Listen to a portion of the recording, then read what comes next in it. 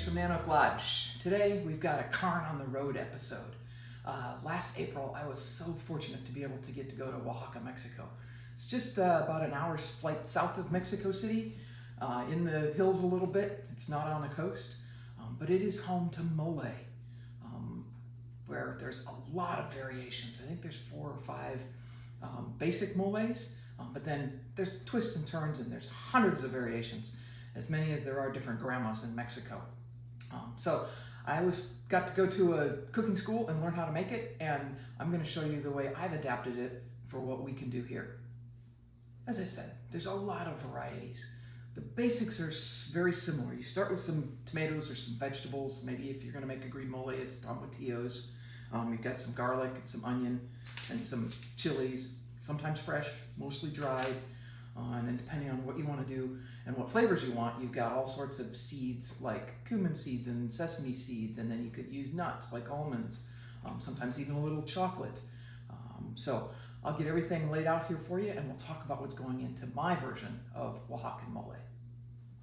There's a lot of things here in front of us, and I've chosen some of them for some specific reasons to make sure that our mole is balanced in flavor when it's finished.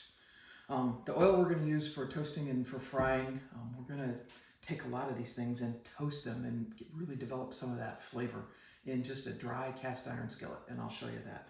We've got some seasonings. We've got some cumin seed, some oregano. I've got some sesame seeds.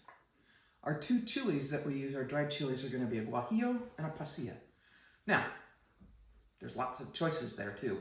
These are some that are not very hot, and so this mole is going to have more of a deep, complex flavor versus a spicy, hot flavor.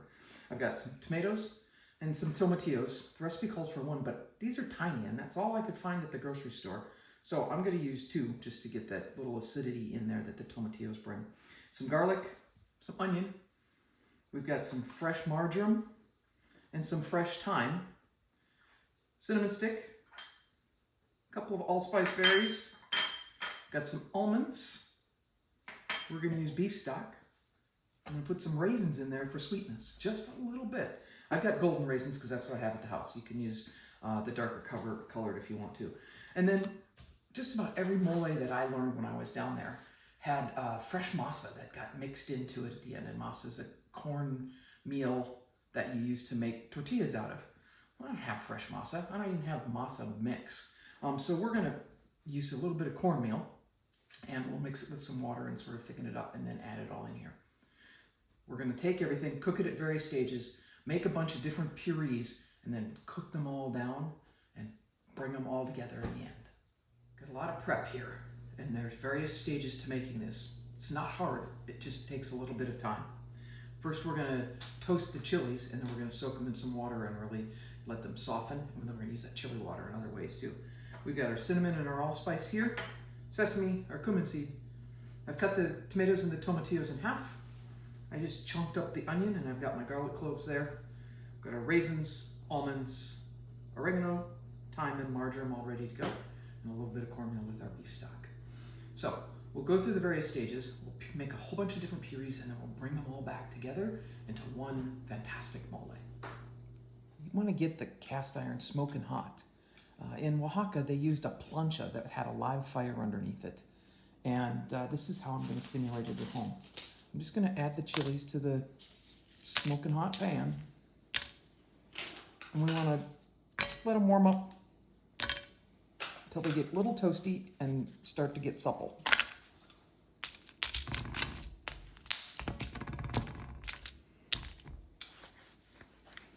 You can see how they're starting to get soft, which is great. You can probably also smell them burning, which is okay too. We want them to toast.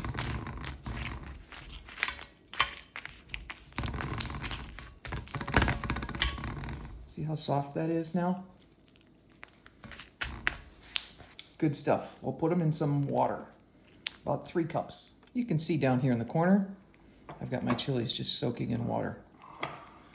The next thing is to toast very quickly our seeds and spices. Cinnamon and allspice, cumin, and sesame.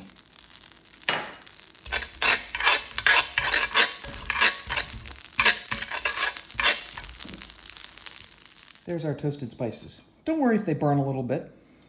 It's all going to add nice depth and flavor.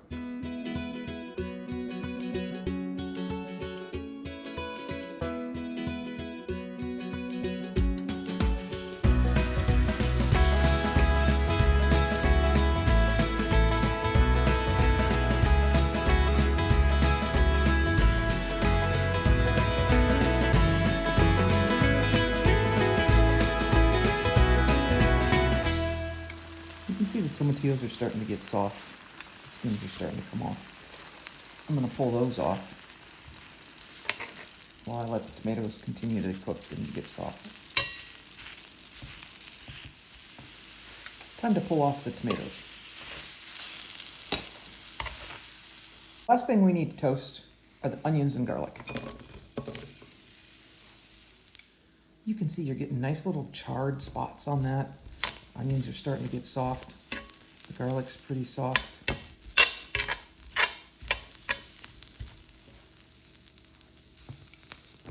Let it go just a little bit longer to get some of that garlic cooked.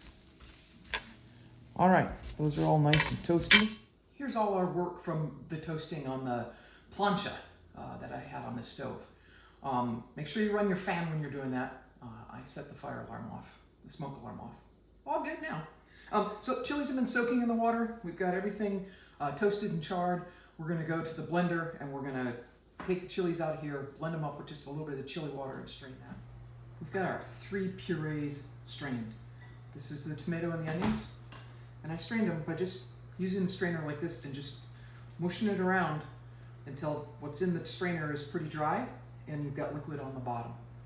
And then this is the raisins and the almonds, a little bit of beef stock and all the seasonings. So we're gonna go to the stove now and start to cook all of this down to make that really complex flavored mole.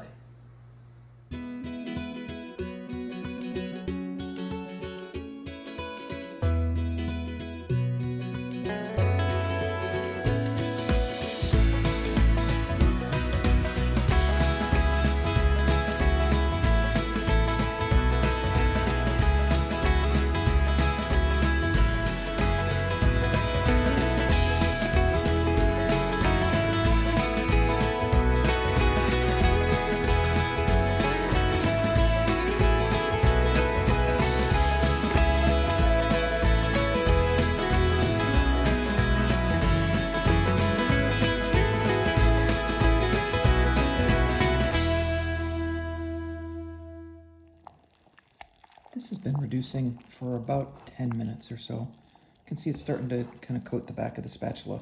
We still want it to be just a little bit thicker than this though, so I'm gonna let it go for another maybe 7 to 10 minutes.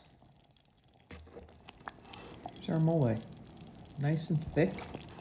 Here we go, our fantastic mole sauce in the style of what I learned in Oaxaca.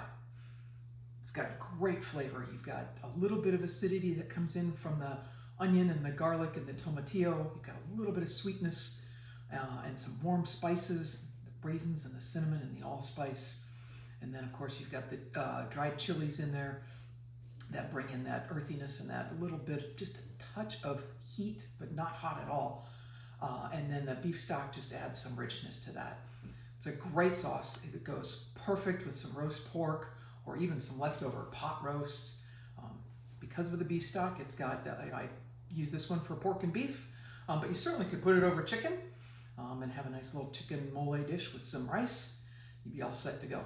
Thanks for tuning in to Cooking at Nano Clutch. We'll catch you next week.